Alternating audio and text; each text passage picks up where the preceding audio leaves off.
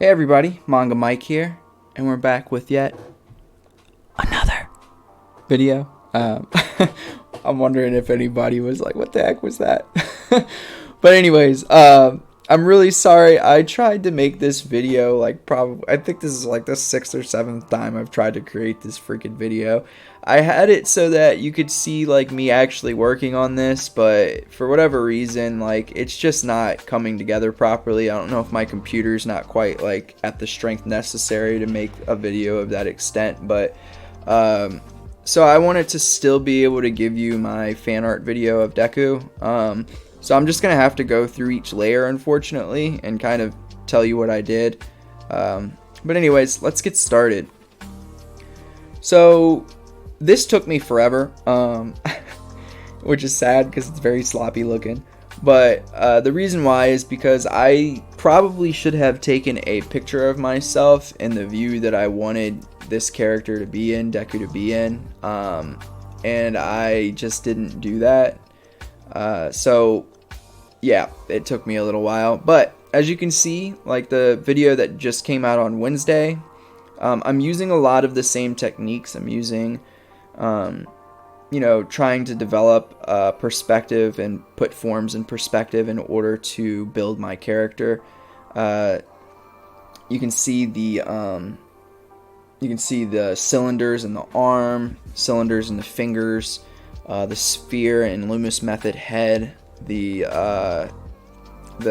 you can see a little bit, it's kind of hidden at this point, but you can see a little bit of the rectangular prism for the torso, and cylinders for the legs as well. This next one, as you can see, I put a little bit of meat on the bones here, and I just built it right on top of that, but as you can see, once you take it away, it's a pretty clean art, or I guess pretty clean line work, but it wasn't obviously quite where it needed to be for me to start coloring, but that is what I got for that. And then I went ahead and went over top of it one more time with my line work. As you can see, and this is important, when you're doing your line work, you're not just tracing, you are trying to develop your line weight while also maybe correcting small things. You shouldn't be totally redrawing everything. Some people do say that's how you should. I don't believe that's a good mindset to have, because then you are, I guess digitally it's not too bad, but you don't want to have too much on your plate as you're doing your line art. It should just be you trying to make these lines as beautiful as possible. So let me go ahead and take away that so you can just see the clean line art.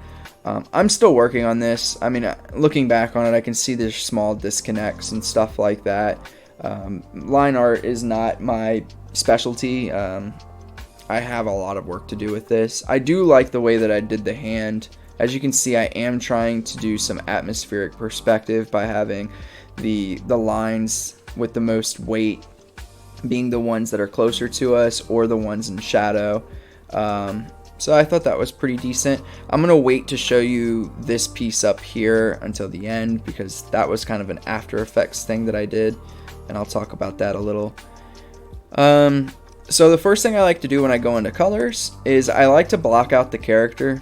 This helps with, you can kind of select and specific parts of the body, and you don't have to worry about, going out of the line or whatever. There is a way to make a mask with this. For whatever reason, I was having a brain fart and I couldn't remember how to do it, but that's also extremely helpful, making a mask with this kind of line art. I mean, not line art, with this this kind of like grayed out color. So I then went ahead and did the clothing color for the zipper as well. Went ahead and did the ball. Simple enough. The details within the clothes, probably should have made this part on the arm bigger, but that's okay. I chose a dark green color for the hair that I didn't really change much until the very end. Now I'll show you why I chose this kind of color scheme.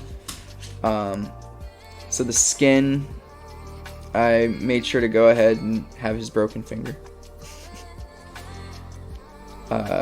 Some of the final details, eyes, mouth, teeth, the little part of his finger where all-in-one is coming in.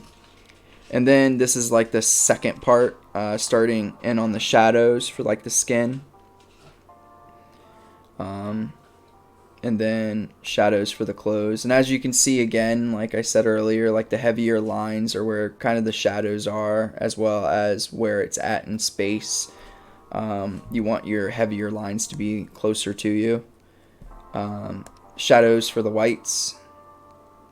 And then finally, the glow, which is like super important. Here, let me do the background as well. The background, I did a plain background like that, and then I did one with a blur to it. So you can see, like, it's probably better right there actually. I did a Gaussian blur on this just to make it so that the character pops out a little bit more, and the background takes, you know, secondary notice in this piece of work. And then let me add this last thing. I did a scatter line for this. So basically this is like, you want to do focus point lines. I got a little lazy and I used the actual tool for it. I think hand drawing, it's actually better, and it's pretty easy. You just use a special ruler.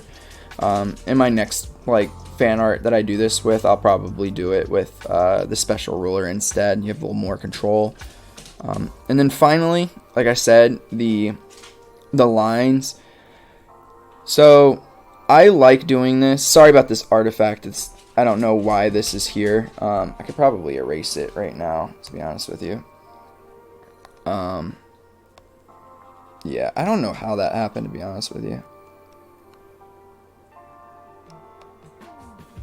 So, the reason why I like to do this is because, to me, it gives it a more traditional feel. Like, when you put down ink, it's typically not this crispy clean, you know? It's typically a little cleaner than that, or no, a little murkier than that. To be honest, this is probably a little too murky. But something like that, to me, it just makes it look a little bit more traditionally done.